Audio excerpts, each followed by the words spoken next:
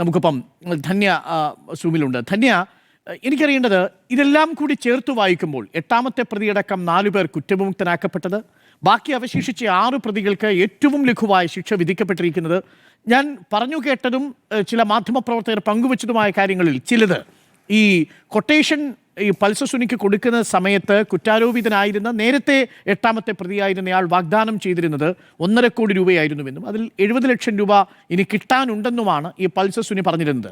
ഇനി പിടിക്കപ്പെട്ടാൽ 3 കോടി, പിടിക്കപ്പെട്ടില്ലെങ്കിൽ 1.5 കോടി എന്നതായിരുന്നു ഇവരുടെ എഗ്രിമെൻ്റ് ആയിട്ട് പറയപ്പെടുന്നത്. ഇത് പൾസർ സുനിയുടെ വായിൽ നിന്ന് തന്നെ നമ്മൾ കേട്ടതുമാണ്.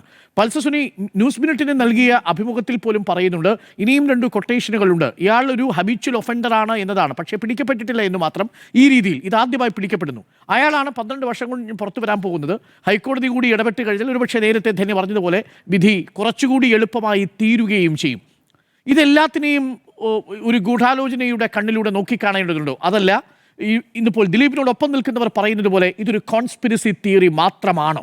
ധന്യ രാജേന്ദ്രൻ, നോക്ക്, ഇപ്പം നമുക്ക് ഈ ജഡ്ജ്മെന്റ് വായിക്കാതെ ഒന്നും പറയാൻ പറ്റില്ല. ഇത് ജഡ്ജ് ഇതൊരു കോൺസ്പിരസി ആയിട്ടാണോ കണ്ടുപിടിച്ചത്, ഇത് കോൺസ്പിരസി അല്ല, ഒരു സ്പെർ ഓഫ് ദ മൊമെന്റിൽ ഒരു ക്രിമിനലും അയാളുടെ ഫ്രണ്ട്സും കൂടെ ചെയ്തൊരു കാര്യമായിട്ടാണോ എന്ന്.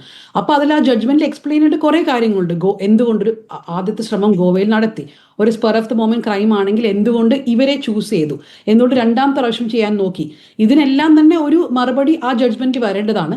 ഞാൻ ആദ്യം മുതൽ പറയുന്ന ഒരു കാര്യമേ ഉള്ളൂ, ഈ ജഡ്ജ്മെന്റിൽ എന്ത് 1700 പേജിലെ ജഡ്ജ്മെന്റിൽ എന്ത് പറഞ്ഞാലും തന്നെ നമ്മൾ ഈ ഒരു ജഡ്ജ്മെന്റിനെ കാണേണ്ടത് ഈ ട്രയലിൽ ഉടനീളം സംഭവിച്ച കാര്യങ്ങളിൽ നിന്ന് സെപ്പറേറ്റ് ആയിട്ടല്ല.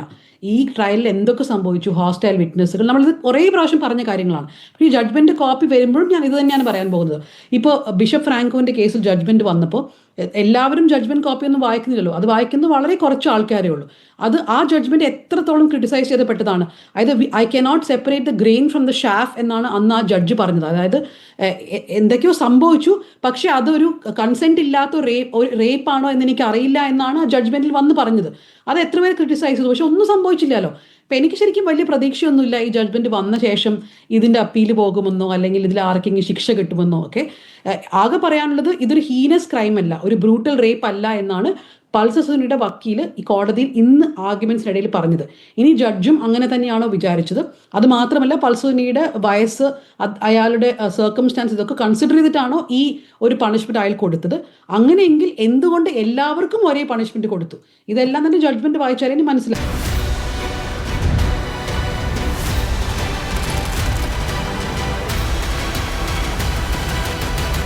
Debate with Dr. Arun Kumar.